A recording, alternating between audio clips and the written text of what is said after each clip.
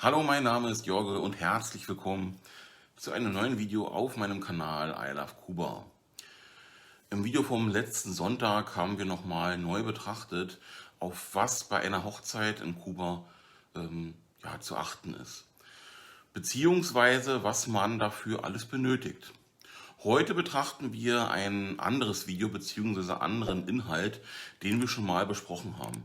Heute betrachten wir mit einem aktuellen Blick das Thema Geldüberweisung nach Kuba.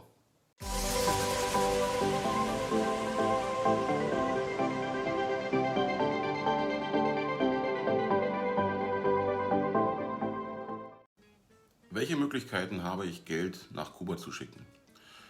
Es gibt tatsächlich eine Vielzahl an Möglichkeiten, Geld nach Kuba zu schicken.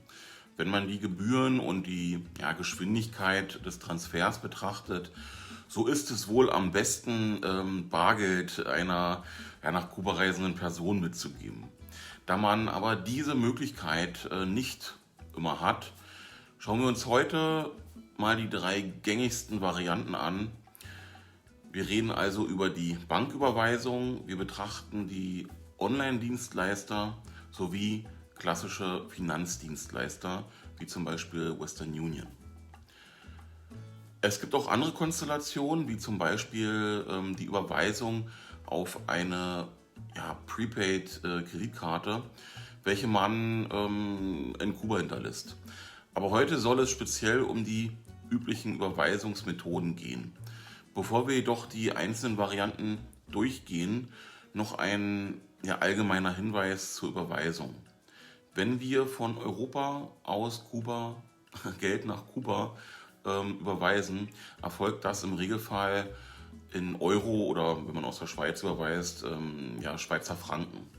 Da die Überweisung meistens auf ein sogenanntes Dollarkonto erfolgt, damit man auch die Möglichkeit hat, in den MLC-Geschäften einzukaufen, kommen keine Euro oder Schweizer Franken an. Die Währung wird entsprechend dem Wechselkurs umgerechnet und kommt als Dollar auf dem Konto an. Besser gesagt als MLC, Moneda Libremente Convertible, welche in zumindest dieser Form nur per Kartenzahlung in den MLC-Geschäften genutzt werden kann. In Kuba gibt es drei Banken, welche eine eine Karte ausgibt, beziehungsweise in denen man ein entsprechendes Konto eröffnen kann. Das sind die Bandec, also Banco de Crédito y Comercio, die BPA, also Banco Popular de Ahorro, und die Banmet, also die Banco Metropolitano. Es gibt auch eine sogenannte AIS-Karte, die man dort nutzen kann. Wichtig, diese muss grün sein und mit den Zahlen 9560 beginnen. Nur diese Form der AIS-Karte kann in MLC-Geschäften genutzt werden. Starten wir mit der klassischen Banküberweisung. Von allen Varianten wohl die kostenintensivste, wenn man die Gebühren betrachtet. Diese sind aber auch von Bank zu Bank höchst unterschiedlich und liegen im Regelfall, zwischen 10 und 40 Euro. Schaut euch am besten die Gebührenordnung eurer jeweiligen Bank an oder fragt dort entsprechend nach. Generell muss man sagen, dass nicht jede Bank Geld nach Kuba schickt. Aus persönlicher Erfahrung weiß ich, dass es mit der Sparkasse und Comdirect funktioniert. Also auch hier solltet ihr einfach mal bei eurer Bank anfragen, ob überhaupt Geld nach Kuba geschickt werden kann. Wie gesagt, die Gebühren können höher ausfallen. Der Geldtransfer selbst dauert von wenigen Tagen bis mehreren Wochen. Da habe ich schon alles erlebt. Oft kommt das Geld aber innerhalb von 2 bis 3 Tagen an. Hier an dieser Stelle blende ich mal einen Vordruck ein der Sparkasse, damit ihr mal so eine Auslandsüberweisung, also einen Auslandsüberweisungsschein mal gesehen habt. Bei der Comdirect geht die Überweisung nach Kuba nur telefonisch. Wenn man aber im Online-Banking bereits die Empfängerdaten eingibt, geht das relativ fix. Grundsätzlich reden wir hier von einem Zahlungsauftrag im Außenwirtschaftsverkehr, also außerhalb Europas. In Europa kennen wir die SEPA und hier wird die BIC angewendet. Bei der Auslandsüberweisung oder im Außenwirtschaftsverkehr reden wir vom SWIFT-Code. Dieser Code besteht aus 8 bis 11 Zeichen.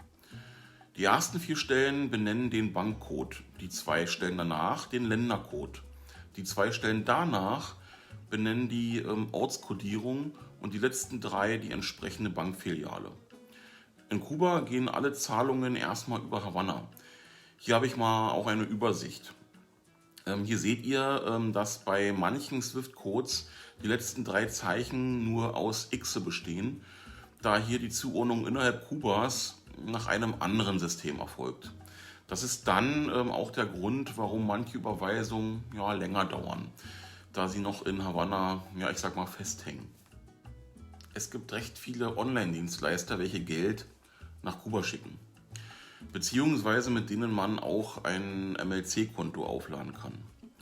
Da gibt es Sanvalu, Small World FS, Phone Money, Envío Dinero und sicher noch ein paar weitere. Preislich gesehen sind sie alle günstiger als eine Banküberweisung. Der Geldtransfer selbst benötigt aber ähnlich viel Zeit. An dieser Stelle blende ich mal einen Preisvergleich ein.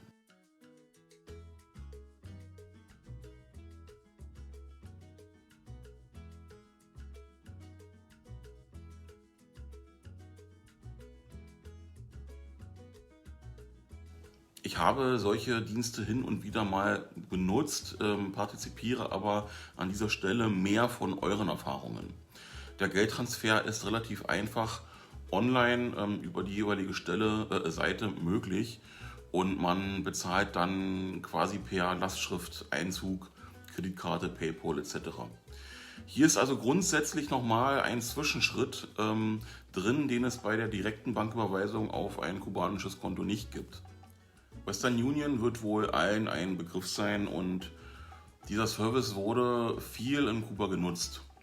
Diese Möglichkeit, Geld nach Kuba zu schicken, wurde jedoch aus politischen Gründen eingestellt.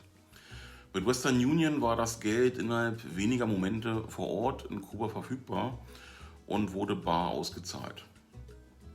Hin und wieder hört man, dass Western Union die Dienste wieder anbieten wird. Die Fragen besser gesagt sind, wann und ob. Kennt ihr noch Alternativen zum Bargeldtransfer? Wenn es generell jemanden dazu gibt, der seine Erfahrungen mit so einem Dienstleister mit uns teilen möchte, schreibt doch gerne etwas in die Kommentarfunktion und hilf so gegebenenfalls Personen mit deinem Spezialwissen. Tja, was gibt es noch? Natürlich gibt es noch weitere Möglichkeiten, Geld zu transferieren. Zum Beispiel über Kryptowährung. Das ist jedoch noch nicht so verbreitet. Hier hatte ich auch mal ein Video gemacht. Auch sogenannte AIS-Karten kann man per Online-Dienste aufladen. Hier muss man jedoch aufpassen, welche AIS-Karte der kubanische Part besitzt. Es gibt eine, mit der man auch MLC-Geschäfte oder in MLC-Geschäften einkaufen kann. Es gibt aber auch eine, die dort nicht akzeptiert wird. Einige lassen auch Prepaid-Karten in Kuba. Das ist wahrscheinlich so gar die kostengünstigste Variante, da man nur eine Inlandsüberweisung durchführt und diese im Regelfall einen Tag später verfügbar ist.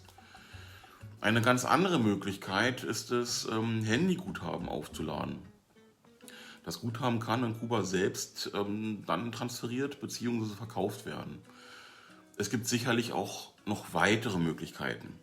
Wenn du noch weitere kennst, schreib es mir gerne in die Kommentare.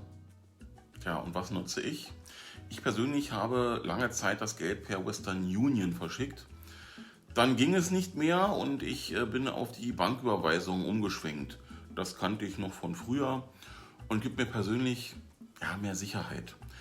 Wobei diese wahrscheinlich auch nur mehr ein Gefühl ist.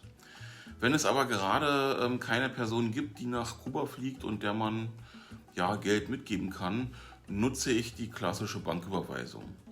Zusätzlich dazu lade ich hin und wieder Handyguthaben auf. Ich hoffe, euch hat das Video bis hierhin gefallen. Gebt ihm gerne einen Daumen nach oben und abonniert meinen Kanal, wenn ihr keine Inhalte mehr verpassen wollt. das soll es für heute schon wieder sein. Wir sehen uns im nächsten Video wieder. Bis dahin, Saludos, ciao.